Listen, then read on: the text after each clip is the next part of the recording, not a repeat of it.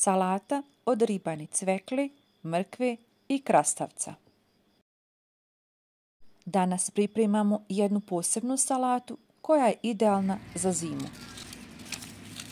Riječ je o jednostavnoj, ali ukusnoj salati od ribani cvekli, mrkve i krastavca. Ono što je najbolje kod ovog recepta je to što ne morate striktno pratiti količine, već možete upotrijebiti onoliko povrća koliko imate dostupno.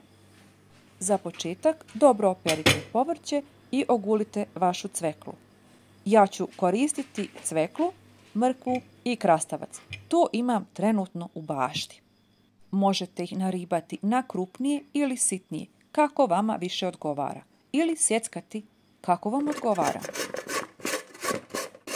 Nakon što ste sve naribali, dodajte i malo bijelog luka, ukoliko volite tu aromu. Mi smo koristili cijelu glavicu bijelog luka, a čenove nismo sjekli, nego ćemo ubaciti cijele. Sada sve možete dobro izmiješati u velikoj posudi ili, kao što smo to mi radili, slagati slojeve u teglu. To je vaš izbor. Smjesa će svakako dobiti predivnu živahnu boju, ali do toga treba doći. Pa idemo polako. Lagano punite kašikom i ne trebate je previše pritiskati. Prilikom slaganja smjese nije potrebno nabijati je, samo je lagano rasporedite. Evo i zašto.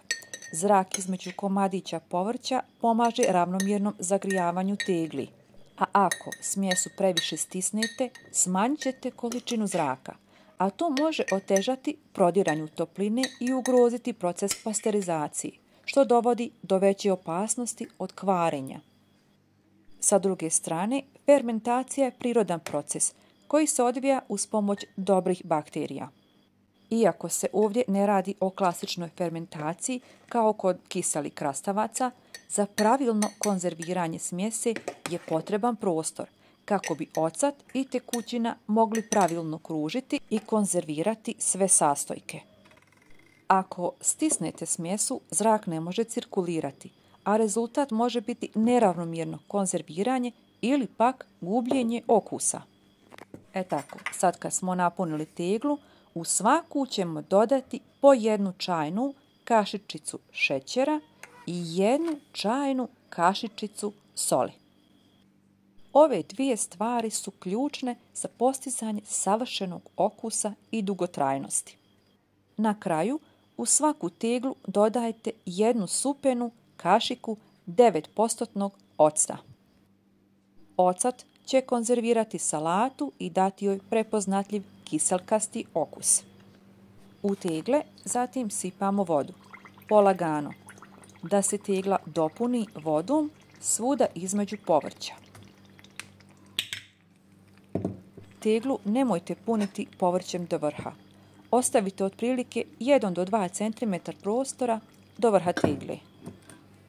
Povrće u tegli je potrebno pritisnuti. Na vrh stavite grančice grožđa jer izbjegavamo plastiku, a zatim tegle dobro zatvorite poklopcima.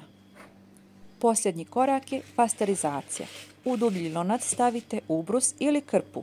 Stavite tegle i nalijte vodu do grla tegli. Krpu ili ubrus stavljamo da tegle ne bi popucale. Zakuhajte vodu, zatim smanjite temperaturu i kuhajte na laganoj vatri 20 do 30 minuta. I to je to. Nakon pola sata vaša salata je spremna za zimu. Ostavite da se ohladi, a zatim je možete spremiti na tamno i hladno mjesto. Uživajte u ovoj predivnoj salati, koja će vas podsjetiti na ljeto u najhladnijim danima. I ne zaboravite se pretplatiti na naš kanal za još jednostavni i ukusni recepata. Jer evo pogledajte, naš špajz je pun.